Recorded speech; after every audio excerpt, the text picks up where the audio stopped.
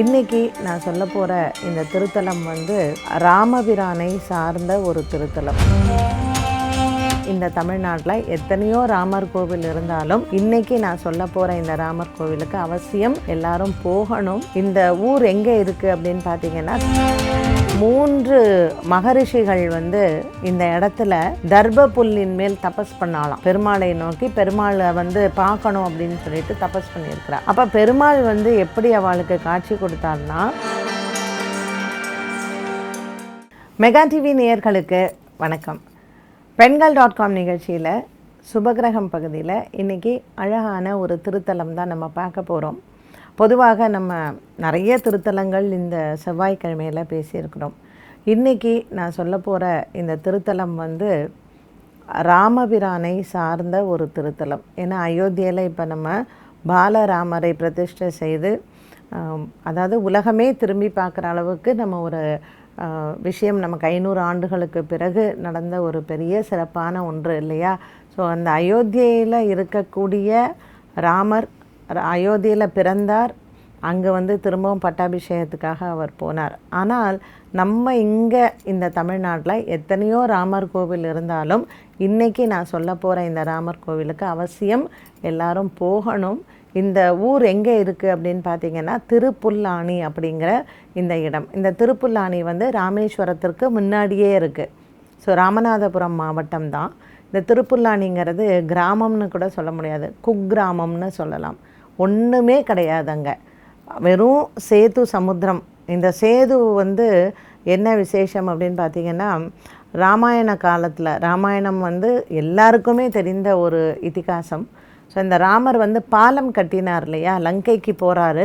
லங்கைக்கு போகிறதுக்கு முன்னாடி பாலம் கட்டும் பொழுது இந்த சேது சமுத்திரத்தில் தான் பாலத்தை ஆரம்பித்தார். நம்ம வந்து பார்க்கலாம், அந்த சேதுக்கு போகிறச்சு அங்கே நம்ம கொஞ்சம் அந்த தண்ணியினுடைய ஆழத்தில் பார்க்கும்பொழுது அந்த பாறைகள், அந்த பாலம் கட்டின அந்த பாறைகள் இது வந்து நமக்கு தெரியும்.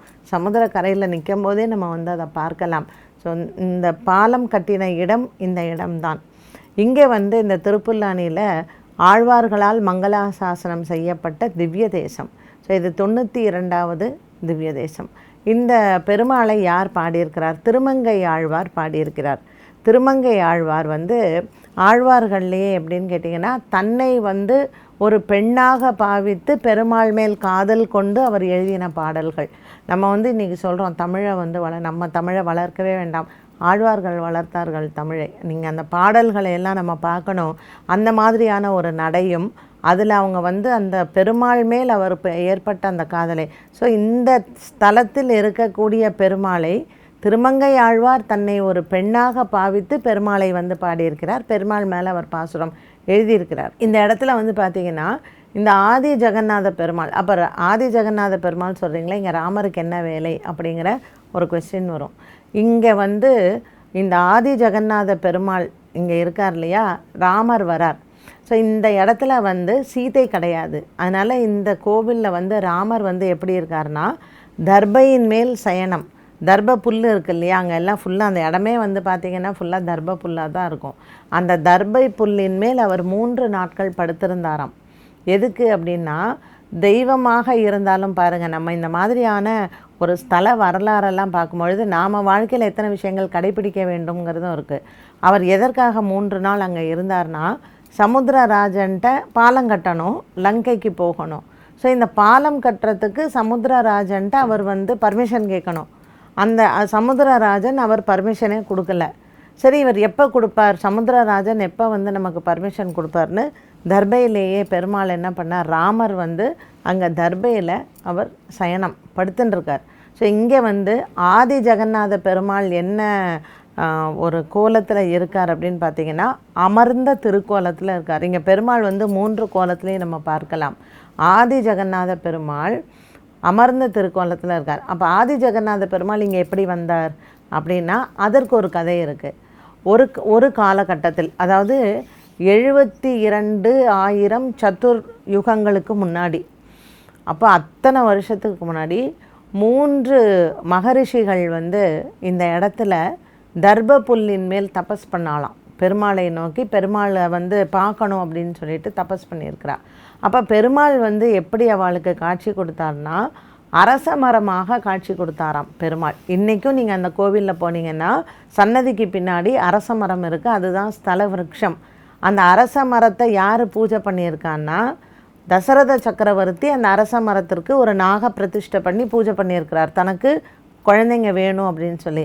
அதனால் தசரத சக்கரவர்த்தி புத்திர காமேஷ்டி யாகத்தை இந்த இடத்தில் செய்து பெருமாளுக்கு யார் ஆதி ஜெகநாத பெருமாளுக்கு பாயசம் நைவேத்தியம் பண்ணி அந்த பாயசத்தை தன்னுடைய 3 மனைவிமார்களுக்கும் கொடுத்து ராமர், லக்ஷ்மணர், பரத, சத்ருக்னர் பசங்களாக அவருக்கு பிறந்தார். ஸோ இந்த ஸ்தலம் வந்து அந்த அரச மரம் இப்போவும் நம்ம போய் பார்க்கலாம். அப்போ பெருமாள் வந்து அரச மரமாக அந்த மகரிஷிக்கெல்லாம் காட்சி கொடுத்தார். அப்புறம் அந்த மகரிஷி என்ன பண்ணாங்களாம், சுவாமி நீங்கள் வந்து அரச மரமாக எங்களுக்கு காட்சி கொடுத்தீர்கள், ஆனால் இங்கு வந்து உங்களை தரிசிக்க வேண்டிய அந்த பக்தர்களுக்கெல்லாம் நீங்கள் வந்து பெருமாளாக காட்சி கொடுக்கணும்னு சொல்லி பிரார்த்தனை பண்ணி கேட்டாலாம். அதனால் பெருமாள் என்ன பண்ணார், ஜெகநாத பெருமாளாக ஆதி ஜெகநாத பெருமாளாக அமர்ந்த திருக்கோலத்தில். இப்போ பூரியிலையும் ஜெகநாத பெருமாள் இருக்கார், ஆனால் நீங்கள் அங்கே பூரியில் வந்து ஜெகநாத பெருமாளை முழுமையாக நம்ம வந்து சேவிக்க முடியாது, பெருமாளை தரிசனம் பண்ண முடியாது. இங்கே தான் உட்கார்ந்த திருக்கோலத்தில் ஆதி ஜெகநாத பெருமாளாக அவர் காட்சி கொடுத்தார். ஆதி ஜெகநாத பெருமாள்னா என்ன அர்த்தம் அப்படின்னு கேட்டிங்கன்னா, எந்த ஒரு காரியத்தை தொடங்கும் முன்னம். அப்போ இந்த பெருமாள்கிட்ட தான் வந்து ராமர் என்ன பண்ணியிருக்கிறார், ஆதி ஜெகநாத பெருமாள்கிட்ட வந்து பிரார்த்தனை பண்ணியிருக்கிறார். சமுத்திரராஜன் எனக்கு வரம் கொடுக்கலை, எனக்கு அதற்கான அவர்கிட்ட நான் வந்து பெர்மிஷன் கேட்குறேன் பாலம் கட்டுறதுக்கு, அவர் கொடுக்கலைன்னு சொல்லி ஆதி ஜெகநாத பெருமாள்கிட்ட லங்கைக்கு போகணும், ராவணனை வதம் பண்ணணும்னு சொல்லி ஆதி ஜெகநாத பெருமாள்கிட்ட அவர் வந்து பூஜை பண்ணுறார் ராமர். ஆதி ஜெகநாத பெருமாள் என்ன பண்ணுறார், ஒரு பானத்தை எடுத்து கொடுக்குறார். அந்த பானத்தை வாங்கி கொண்டு ராமர் வந்து சமுத்திரராஜனை வந்து சரி சண்டை போட்டு நம்ம வந்து இடத்த வாங்கலான்னு சொல்லி சமுத்திரராஜனோட போய் சண்டை போட போகும்போது சமுத்திரராஜன் பயந்து சமுத்திர ராணியோட காட்சி கொடுத்து நான் என்ன உதவி செய்யணும்னு சொல்லுங்கள் நான் செய்கிறேன்னு. ஸோ இன்றைக்கும் பட்டாபிஷேக ராமராகவும் அங்கே ராமர் இருக்கார், அவர் நின்ற திருக்கோலத்தில் இருக்கார். ஸோ பெருமாளை இங்கே நம்ம 3ஆக பார்க்கலாம். ராமர் வந்து சயன திருக்கோலம், ஆதி ஜெகநாத பெருமாள் அமர்ந்த திருக்கோலம், பட்டாபிஷேக ராமர் நின்ற திருக்கோலம். அதனால் இங்கே வந்து சீதா பிராட்டியார் இல்லை கூட. 2வது லக்ஷ்மணர் வந்து ஆதிசேஷனாக கூடவே இருக்கிறார். அதனால் லக்ஷ்மணரை தனியாக நம்ம பார்க்க முடியாது, ஆஞ்சநேயரை நம்ம இங்கே வந்து சேவிக்கலாம். ஸோ ஒரு அற்புதமான ரொம்ப தொன்மையான கோவில். அப்போ ராமர் காலத்தில் ராமாயணம், நம்ம ராமர் காலத்தில் எப்போ சொல்கிறோம், இப்போ நடக்கிறது கலியுகம், இதற்கு முன்னாடி இருந்தது துவாபராயுகம், அதற்கு முன்னாடி இருந்தது திரேதாயுகம். ஸோ திரேதாயுகத்தில் ராமாயணம் நடந்தது, அண்ட் திரேதாயுகத்திற்கு முன்னையே இருக்கார் ஆதி ஜெகநாத பெருமாள். ஸோ 4 யுகம் கண்ட கோவிலாக இந்த கோவிலை வந்து நம்ம பார்க்கலாம். இந்த திருப்புல்லானி அப்படிங்கிற இடத்துல வந்து என்ன இதற்கு பெரிய சிறப்பு அப்படின்னு பார்த்திங்கன்னா, நம்ம செய்த பாபங்கள் எல்லாம் தீர்ந்து அந்த சேத்து கரையில் போயிட்டு அமாவாசை, ஆடி அமாவாசை, மகாலி அமாவாசை, தை அமாவாசை, இந்த மாதிரி நாட்களில் நம்ம என்ன பாவம் செய்தோமோ நம்ம பாவம் தீர்ந்து, குறிப்பாக குழந்தை வரம் வேண்டுபவர்கள், நம்மளுடைய சந்ததி விருத்தி வேணும் அப்படிங்கிறவர்கள் அங்கே சென்று சேத்துவில் நீராடி ஆதி ஜெகநாத பெருமாளை வேண்டி அங்கே அந்த பாயசம் நைவேத்தியம் பண்ணலாம். அரச மரத்துக்கு அடியில் இருக்கக்கூடிய நாக பிரதிஷ்டை அதையும் வணங்கலாம். இங்கே வந்து ஸ்ரீராம நவமி ரொம்ப விசேஷமாக கொண்டாடப்படும். அதனால் பங்குனி மாத திருவிழா, சித்திரை மாத திருவிழா, வைகுண்ட ஏகாதேசி இது எல்லாமே இங்கே சிறப்பாக நடைபெறும். தீர்த்தவாரி ரொம்ப சிறப்பாக நடைபெறும். கருட வாகனம் வந்து பெருமாளுக்கு ரொம்ப இங்கே பெரிய சிறப்பு.